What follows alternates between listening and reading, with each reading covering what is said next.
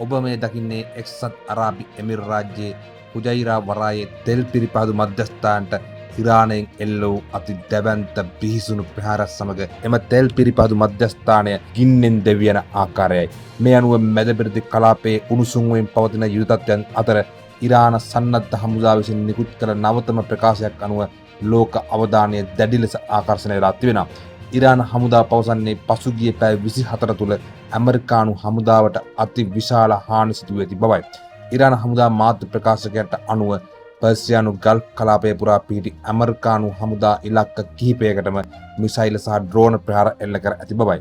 මේ ප්‍රහාර මාලාව තුළ ඇමරිකානු හමුදා සමාජිකයන් 220කට අධික සංඛ්‍යාවක් මියගොස් හෝ තුවාල ලබා ඇති බව ඉරාන පාර්ශ්වය විසින් නිවේදනය කරනවා.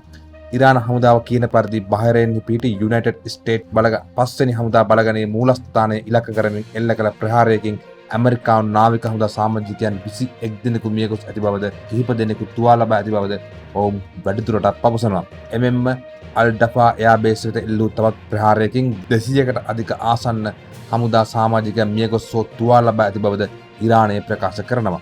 එම ගුවන් කඳවුර මැදපෙරදි කලාපයේ ඇමරිකානු ගුවන් මෙහෙයුම් සඳහා භාවිතා වන ප්‍රධාන කඳවුරක් ලෙස සැලකෙනවා.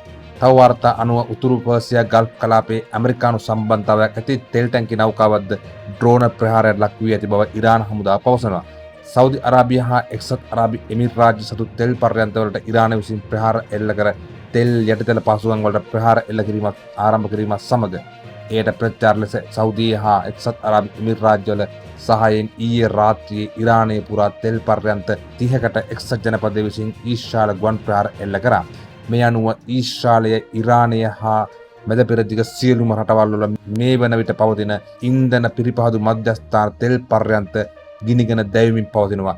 මෙය හුදෙක් ලෝක තෙල් අර්බුදයකට ලෝක ආර්ථික අර්බුදයකට මග කියනවා. මේ මොහොත වන විටත් බොරතෙල් බැරලයක මිල අහස උසරනග තිබෙනවා. ඉතින් විශේෂඥයන් අනුතුරු අංගවන්නේ මෙවැනි ප්‍රහාර සහ ප්‍රතිප්‍රහාර දිගටම පැවතියොත් මැදපෙරදි කලාපයේ තවත් විශාල යුද තත්ත්වයකට ඇද වැටිය හැකි බවයි.